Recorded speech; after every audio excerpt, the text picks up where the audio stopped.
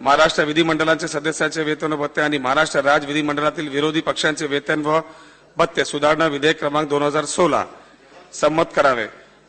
अनुकूल असतील त्यांनी होय म्हणावे, प्रतिकूल असतील त्यांनी नाही म्हणावे। होयचे बहुमत, होयचे मत, विधेयक संमत झाले। ज्या देशात वन नेशन वन टॅक्स यायला 2 वर्ष लागली, ज्या देशात जमीन अधिग्रहण विधेयक अजूनही धूळ खात पडलंय, ज्या देशात भ्रष्टाचारी संचालकांना 15 वर्ष निवडणुकीतून बाहेर ठेवण्याचं विधेयक रखडत पडलंय, त्याच देशातील महाराष्ट्र विधानसभेत अवघ्या 3 मिनिटात वेतनवाढीचं विधेयक मात्र मंजूर झालं। जनतेच्या प्रश्नावर कायम हमरीतुमरीवर येणाऱ्या राजकारण्यांची ही एकी बघून जनतेच्या डोळ्यात पाणी येणंच बाकी राहिलं होतं। अपंग सदस्याचे निवृत्ती वेतन महाराष्ट्र नव्या पगारवाढीनुसार कॅबिनेट मंत्र्यांचा पगार 2 लाख रुपये होणार आहे। राज्यमंत्र्याला महिन्याला 1,80,000 मिळणार आहेत, तर आमदाराला 1,70,000, तर माजी आमदाराची पेन्शन सुद्धा 50,000 रुपयाच्या घरात असेल। 7वा वेतन आयोग लागू झाला तर राज्यावर 18,000 कोटीचा बोजा पडणार आहे। त्यात आमदारांनी आपली पगारवाढ करून घेत तिजोरीवर आणखीन भार टाकलाय। 3.5 लाख कोटी रुपयांच्या कर्जात बुडालेल्या महाराष्ट्राला हे परवडणार आहे का, हा प्रश्न आहे।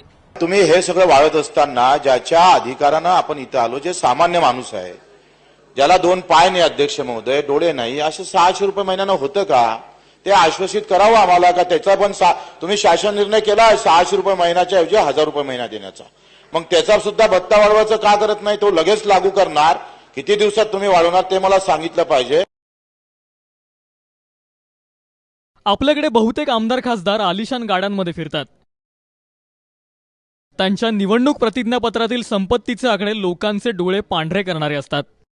2014च्या निवडणुकीतील आकडेवारीनुसार 288 आमदारांपैकी 88% म्हणजे 253 आमदार करोडपती होते। 10 कोटीपेक्षा जास्त संपत्ती असलेले 80 आमदार विधानसभेत आहेत। 50 कोटीपेक्षा जास्त संपत्ती असलेले 10 आमदार महाराष्ट्रात आहेत, तर 4 आमदारांची संपत्ती चक्क 100 कोटी रुपयांच्या घरात आहे। भाजपचे 104 आमदार करोडपती आहेत, तर शिवसेनेचे 54 आमदार कोट्याधीश आहेत।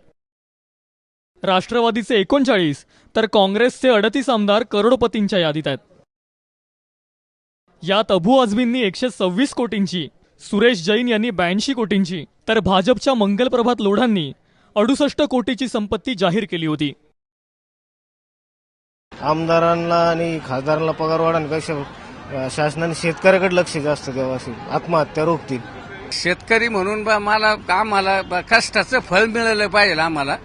आमचं एवढंच धोरण आहे का तुमचे जर पगार वाढतात, आमचे काय कर्ज म्हणजे याचं पिकवलेल्या मालाला काय भाव देऊ नये का यांनी, या सरकारने फक्त त्या ठिकाणी सर्वांनी मिळून गोंधळ घातला। पण दुर्दैवाची गोष्ट पहा की ज्यावेळेस आमदारांचा भत्ता वाढ करायची आणि पगार वाढ करायची, त्यावेळेस एकही गोंधळ न करता सर्व पक्षातल्या आमदारांनी एकमुखाने आपला पगार वाढवून घेतला। ही महाराष्ट्राच्या दृष्टीने अत्यंत लाजिरवाणी गोष्ट आहे। आमदारांच्या घसघशीत पगारवाढीवर काही प्रश्न उपस्थित होतात। महाराष्ट्रावर दुर्घटनांचं सावट असताना आमदारांच्या पगारवाढीची घाई का? लोकांनी गॅस सबसिडी सोडायची, मग करोडपती आमदारांनी पगार का सोडू नये? इतर राज्यांच्या तुलनेत महाराष्ट्रातील आमदारांना घसघशीत पगार का? कर्मचाऱ्यांचा पगार कार्यक्षमतेनुसार, मग आमदारांना सरसकट पगारवाढ कशासाठी? कॉर्पोरेट कंपन्यांमध्ये KRA अर्थात की रेटिंग एरिया म्हणजेच कार्यक्षमतेनुसार पगारवाढ दिली जाते।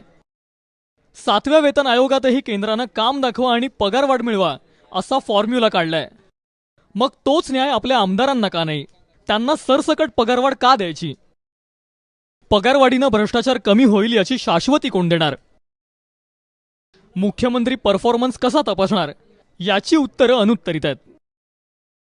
ब्युरो रिपोर्ट, ABP माझा, मुंबई।